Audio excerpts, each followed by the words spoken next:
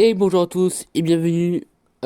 Aujourd'hui c'est VéloZap. Alors je suis très content les gars de vous retrouver pour cette nouvelle vidéo euh, où je vais vous parler du Tour de France. Alors certes j'ai pas encore fait de vidéo sur le Tour de France 2023, mais là c'est de la première. Bon c'est un peu tard parce qu'on est déjà à la 15e étape. Mais les gars, aujourd'hui je vais vous parler du duel Pogacar. On va parler aussi des classements. On va parler du Tour de France, quoi, voilà. Voilà, donc les gars, n'hésitez pas à vous abonner à ma chaîne pour retrouver plein d'actus cyclisme du jour. Ça va être des actus. Alors, les vidéos, j'ai peut-être les publier une ou deux semaines. Toutes les une ou deux semaines. J'essaierai d'être un peu plus actif dans cette chaîne. Mais voilà. Donc, n'hésitez pas à vous abonner, les gars. Et je vous dis à la prochaine. On va commencer par la bataille. Je vais un peu vous parler de la bataille hier de Tadej Pogacar. Bon, c'était pas vraiment une bataille parce que regardez, par exemple, euh, hier c'était léger les portes du, je sais plus quoi là, c'était Morzine les portes du soleil, oui, pareil, c'est parfait, c'est ça. Donc voilà. Donc les gars, donc si vous voulez un résumé, je vais pas vous faire un résumé vraiment de toute l'étape, mais par exemple, à la 14e et 15e étape, il s'est vraiment passé des choses. Parce que avant-hier, l'étape d'avant-hier, c'était une étape vraiment, vraiment parfaite. Il y avait vraiment tellement de spectacles. C'était magnifique comme étape. Alors, je vais vous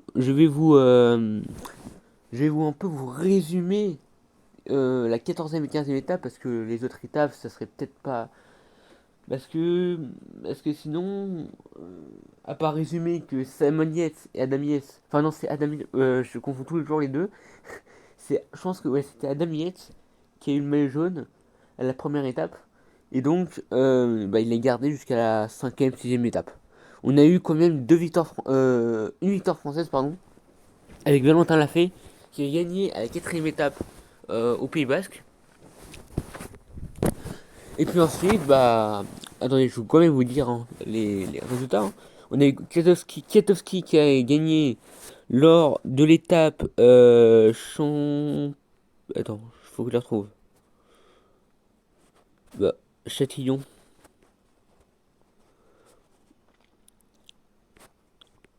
Hein? C'est bizarre là.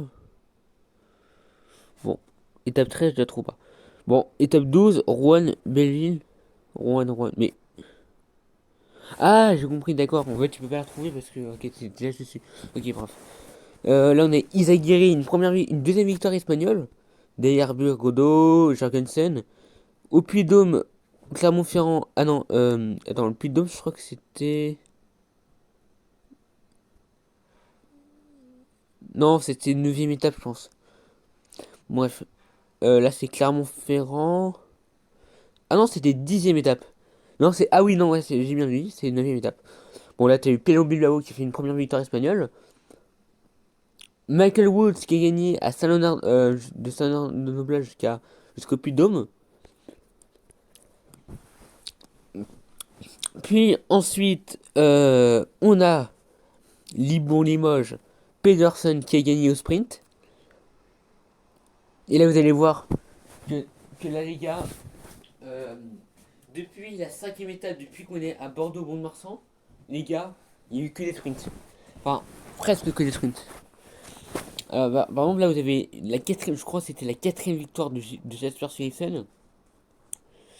Cotteret, bon, ah oui, non, il y avait pas, non, c'était pas que des étapes de montagne. Parce qu'il y avait Tarbes Cotteret. Ah non, mais attends. Ah, mais attends, c'est là Bordeaux. Oui, c'est vrai. Cavendish, alors Philipsen qui avait gagné. Ça, je sais pas combien de thèmes victoire. Ah oui, c'est vrai, quatrième étape, il a gagné au sprint, encore une fois. Et rebelote à troisième étape, encore une fois. Là, c'est Valentin Lafay qui gagne la deuxième étape du Tour de France, quand même. Il y a quand même 2 semaines. Hein. Et c'était Adam Yates, j'ai bien dit, c'était Adam Yates qui a gagné la première étape du Tour de France. Derrière qui, Pogacar, Pinot. Ah, et Pinot, il était bien. Hein. Voilà. Bon, maintenant, on va faire un peu le point du classement général de ce Tour de France. Alors, je vais vous le dé... Qu'est-ce que j'ai fait? Je vais vous le détailler. Je vais vraiment vous le détailler en détail. Je vais vous le détailler en détail le classement général. C'est parti. Alors, déjà. Ah, mais c'est chiant.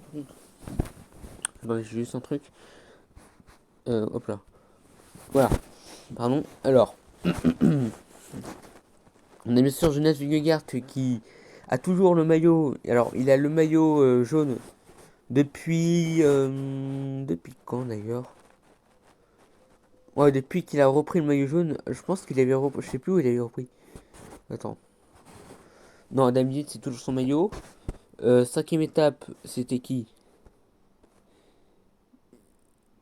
Non, attends, classement général. Ah oui, c'est vrai, c'est Gilles, oui. Ah oui, pour la Reims, parce qu'il avait fait il avait fait une échappée. En fait, il avait fait une échappée, si vous avez pas vu, en fait, il a fait une échappée. Et donc, une échappée victorieuse pour le maillot jaune. Mais je pense qu'à la sixième étape, ouais, Vingegaard prend le maillot. Et c'est depuis la sixième étape, ça fait depuis. Alors, ça fait depuis 9 étapes qu'il est maillot jaune. 9 étapes. Alors que Adam Yates, il était depuis 4 étapes. Bon, pas beaucoup. Mais c'est déjà bien pour sa carrière. Voilà. Alors, on va voir le classement général. Donc, du coup, il faut pas que je le quitte. Et bien sûr, on a son dauphin qui est Tadej Pogacar. Qui est vraiment. Qui veut vraiment, depuis 2 étapes, vraiment lui gratter son maillot. Parce que lui aussi, il veut gagner son maillot. Mais malheureusement, il a un ogre devant lui. Il a vraiment un mur devant lui. C'est Vingegaard, quand même. Parce que Vingegaard, quand même, c'est pas facile à le. Bon, à part cette histoire de moto, bon, vous avez pas vu, mais avant-hier, il y avait une histoire de moto. Bon, l'histoire de moto entre les deux, là, parce que Pogacar, il a voulu l'attaquer. Bon, bah, moi, je me dis que c'était les motos. Après, je sais que c'est pas vraiment idéal qu'une moto bloque l'attaque de Pogacar, mais est-ce qu'on peut dire vraiment que ça a protégé Vingegaard? Je veux dire, c'est que est-ce que est-ce que ça a sauvé le maillot jaune de Vingegaard, pardon? Parce que s'il avait vraiment attaqué et bah là, Vingegaard serait peut-être un peu dans la merde. Désolé, hein, mais vraiment. Enfin bref. Une énorme surprise espagnole, en troisième place, c'est Carlos Rodriguez. Et oui, parce que lui, on le connaissait pas avant. Et lui, maintenant, il vient nous mettre troisième sur le classement général. C'est étonnant. Quatrième, on a bien sûr Adam Yates qui, depuis beaucoup d'étapes, depuis 5-10 étapes, il essaye vraiment de grappiller au classement général. Il essaye de, euh, de garder de garder sa quatrième place parce que malgré que hier il fasse quatrième, bah, il est maintenant quatrième du général alors qu'il était cinquième derrière Geinley. Et oui, donc du coup, voilà. Alors Geinley, en parlant de lui, il est cinquième. Bah oui. Mais malgré qu'il avait pardon, excuse-moi, malgré malgré qu'il ait porté le maillot jaune pendant 2 étapes, et bah l'Australien essaye vraiment de rester sur les cinquièmes places hein, quand même. Hein.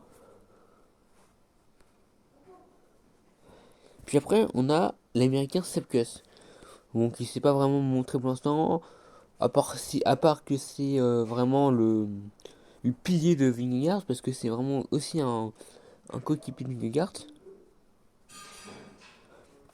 Et donc voilà. Hein. On a Pelo Bilbao qui, lui, était dans l'échappée hier, je pense. Oui, il est dans l'échappée. Et donc, lui, il a gratté parce qu'en fait, hier, le groupe Pogacar-Vingegaard, voilà, le groupe maillot jaune, a été à 7 minutes hier. Et oui, parce que avant, ils étaient combien? Une étape, ils étaient à 10 minutes. Non, 15 minutes. Ouais, 15 minutes. Et oui, 15 minutes, c'est beaucoup. En huitième place, on a le frère Simon Yates. On a le frère mais qui lui n'est pas vraiment à son prime, on va dire. Bon, lui, il a quand même 10 minutes de retard sur le premier, hein, quand même, sur Vingegaard. Donc voilà. Désolé. Alors, donc du coup, Simon Yates, oui, il est pas son prime, et donc du coup, c'est pas vraiment son Tour de France cette année, Mais le frère Yates n'a pas toujours été si brillant que ça. Mais il reste sur les 8e places. À la 9e place, on a enfin un Français qui est David Godu. Certes, hier, il a vraiment lâché le groupe Pogacar et Vingegaard, mais malgré ses efforts, mais je vous dis que les gars, suivre Vingegaard et Pogacar, ce n'est pas rien. Mais lui, il n'était pas du tout échappé, mais je comprends pas vraiment comment il a resté 9ème, parce que ça fait depuis 4 étapes qu'il est 9ème au moins. Il était à 6 minutes, maintenant il a 14 minutes. Bon, allez, ça fait 8 minutes de retard, il a pris 8 minutes. Mais ce n'est pas si grave parce que il peut rattraper Yates, hein. Il peut être au moins, allez, il peut être au moins, si vraiment il fait des états, si vraiment il a son prime, il peut être 5ème. Mais je vous dis que les gars, le top français, il s'éloigne de plus en plus de toute façon. Et les Français, eux, ils pourront être peut-être 9ème ou 10ème cette année, parce que pardon, parce que l'année dernière, Godu, certes, il était 5ème du général, mais bon, ah là c'est dur, hein. Enfin bref. En deuxième position, on a Guillaume Martin, qui lui était dans l'échappée d'hier. C'est pour ça qu'il est 10ème, hein. Parce que sinon, il ne serait pas 10ème s'il était dans l'échappée. Mais c'est un très bon coup parce que hier, il y avait trois Français dans l'échappée. Il y avait Pinot, il y avait Martin, et il y avait. Il y avait qui déjà? Il y avait. Pierre Latour, je crois. Oui, il y avait Pierre Latour, je crois. Voilà. Donc, lui, il s'intercale entre les meilleurs. Mais bon, est-ce que ça va réussir pour l'étape Ah oui, parce que je vous ai pas dit, mais l'étape de demain, ça sera une étape de contre-la-montre. Donc du coup, c'est pas. Ah, ça va faire très mal, hein. Du coup, le classement général va encore changer. Voilà. Bon, on va s'arrêter à la combienième place parce que sinon c'est très long. Ou sinon les gars, à partir de la 11e place, je vous dis les meilleurs parce que comme ça sinon je vais faire tout ça, regardez. Ok, bref. Alors, bon, on va commencer par qui? On va commencer par Pitcock. Pitcock qui est lui l'anglais qui avait gagné à l'Alpe d'Huez. Bon, cette année il est 12ème, mais bon, son équipe Ineos Grenadier, ah, ils ont pas vraiment. Ah, si, ils ont Carlos Rodriguez quand même, qui lui est vraiment à son pic de forme. Mais bon, Pitcock, ce n'est pas vraiment un grimpeur, hein, mais bon, c'est pas. Il va peut-être être 15ème hein, au général à la fin, peut-être. Voilà, bref. En 13ème position, et c'est vraiment euh, une grande fierté pour lui, même, parce que quand même, être 13ème du classement général, bon, c'est un peu loin des meilleurs, mais c'est pas grave, parce que c'est une fierté. Parce que Thibaut Pinot, quand même, c'est son dernier Tour de France. Alors oui, les gars, et oui, parce que c'est vraiment le dernier Tour de France de Thibaut Pinot, parce qu'il a annoncé avant le Tour de France que c'était son dernier. Et oui, malheureusement, on ne verra plus. Mais, mais quand même, il se hisse dans les échappées. C'est super, parce qu'il peut vraiment grappiller des points. Il peut grappiller des minutes, si je puis dire. Alors, bon, certes, pas beaucoup, même si lui, il a été lâché aussi dans le groupe des poursuivants hier, mais c'était le troisième groupe des poursuivants, ça j'ai pas suivi. Euh, il était avec les deux autres Français. Et donc, voilà, c'est pas. Mais bon, lui, il sera peut-être 10ème au moins aussi. Il peut rattraper Guillaume Martin. Parce que quand même, il a 20 minutes, ils ont quand même 6 minutes de retard. Mais bon, voilà. Alors, après, je vous parle de qui? Je ne veux pas parler que des Français, hein. Wout van Aert. Alors, Wout van Aert, c'est vraiment. Alors, on peut dire que Van Aert, c'est vraiment le coéquipier emblématique de Vingegaard. Mais bon, hier, il a fait aussi un peu sa tête, comme Adam Yates. Parce qu'Adam Yates, il est vraiment. Parce que ceux qui n'ont pas suivi, c'est qu'Adam Yates, il avait vraiment lâché Pogacar. Et donc ça ne collait pas. Et donc là, Van Aert, lui, on ne sait pas pourquoi, il était dans l'échappée. Et il a fini deuxième de l'étape d'hier. Bon, il est 23ème, tranquillement, même si c'est pas vraiment un grimpeur. C'est plus un sprinter. Mais lui, quand même, il peut vraiment te faire mal dans les montagnes. Voilà. Alors, 25e position, et je suis désolé, c'était pas Pierre Latour, mais c'était Barguil qui était dans l'échappée. Il est 25e. Lui, il a été 6e de l'étape au moins. Mais bon, c'est pas vraiment un danger permanent d'échapper. En 26e position, et vraiment, le, le gars, c'est vraiment une machine. C'est Burgodo. Comment je pourrais pas, comment je pourrais pas le signaler? Parce que Burgodo, quand même, les gars, deuxième, comme il était deuxième, il a toujours voulu être deuxième en fait. Et il a réussi parce que deuxième de l'étape du Puy-de-Dôme, quand même, deuxième de l'étape du Puy-de-Dôme derrière Michael Woods, c'est pas rien. Il a vraiment attaqué tout le monde. Il les a fait remonter. Il les a manqué de respect, on va dire.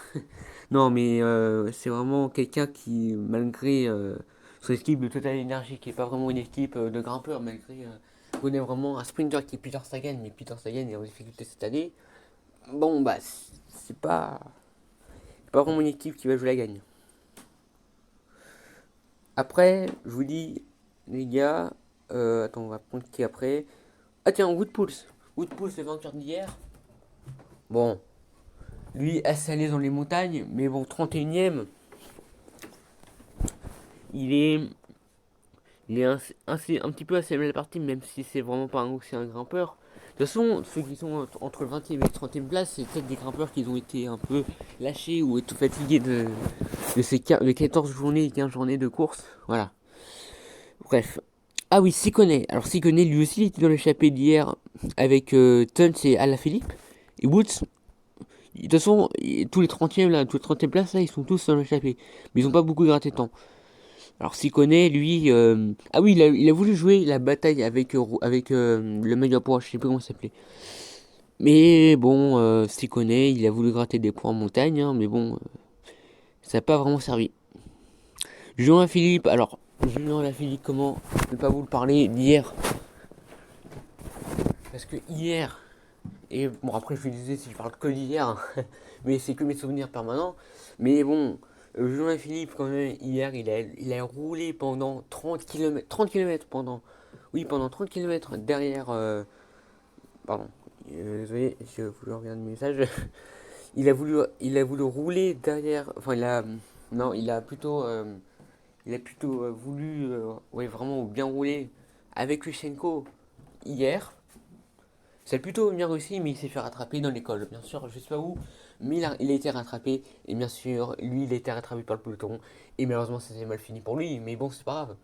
Parce que lui, je sais pas, hier, il était peut-être 50e au moins. Mais c'est pas grave, parce que Philippe, je vous rappelle que Philippe, lui, ex-champion du monde, deux fois, il a été deux fois champion du monde, en du 21, du 22. Mais malheureusement, il a eu que des chutes. Il a eu les Bastogne-Liège, il a eu, je sais pas moi, il a eu plein de chutes. Et donc, du coup, il est pas son prime. Donc, il essaye de, comment dire, il essaye de rassurer tout le monde et de se dire, ok, je vais rouler l'avant pour que ça rassure tout le monde et pas me faire engloutir par les autres. Voilà, on va dire ça. Bon, après, les gars, je vais pas vous tous vous le dire, hein, parce que sinon, regardez, il y a tout ça, hein. Enfin bref. Bon. Bon, on va faire un peu un point très très rapide des maillots distinctifs. Attendez, je fais juste un truc. Voilà. Pardon. Hop là.